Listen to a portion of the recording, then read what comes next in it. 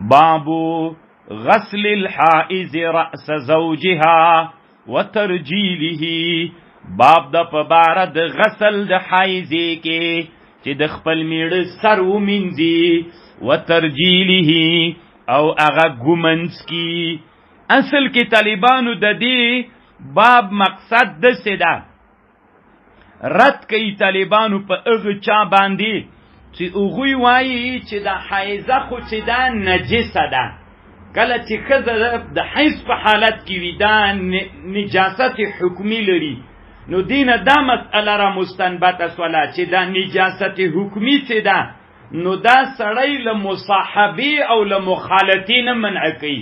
له دې ښځې سره به ته نه مصاحبه کوې نه به سره مخالطه کوې. نو امام بخاري باب کې خود چې نه کله ښځه چې د حیض په حالت کې وه دا نجسه په نجاست حکمي باندې وه، مصاحبت و ملګرتیا مو سره جائز ده، مخالطه و خلطیت مو سره جائز ده.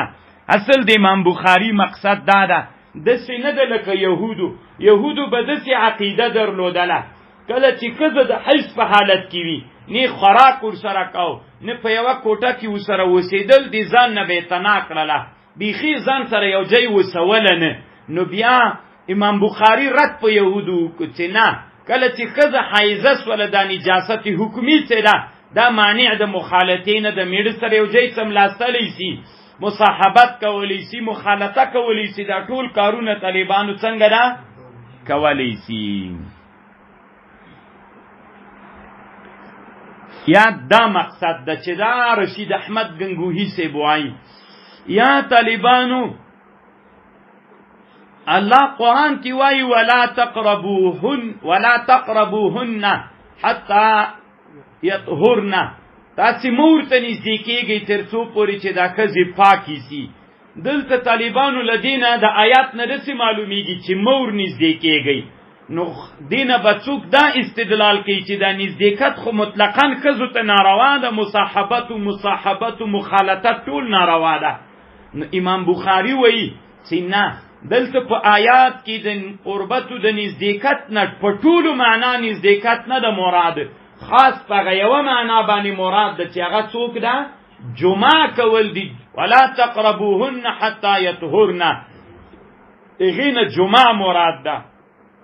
دا نور نزدېکتونه څنګه دي ورسره طالبانو جایز دي، جواز لري، په خبر باندې پوه شوله یا؟ نو دا یې مقصد ده. سمعت تقول خرجنا لا نرى إلا الحج فلما كنا بصرف حست زحيزسم فدخل علي الرسول صلى الله عليه وسلم وأنا أبكي ما زرل قال ما لك يا نفستي حيزسوري قلت نعم قال إن هذا أمر كتب الله على بنات آدم فقد ما يقضي الحاج. فقد غزائره وګرځواغه چې وکاغه چې حاجیانی کوي غیر الله تطوفي بالبيت.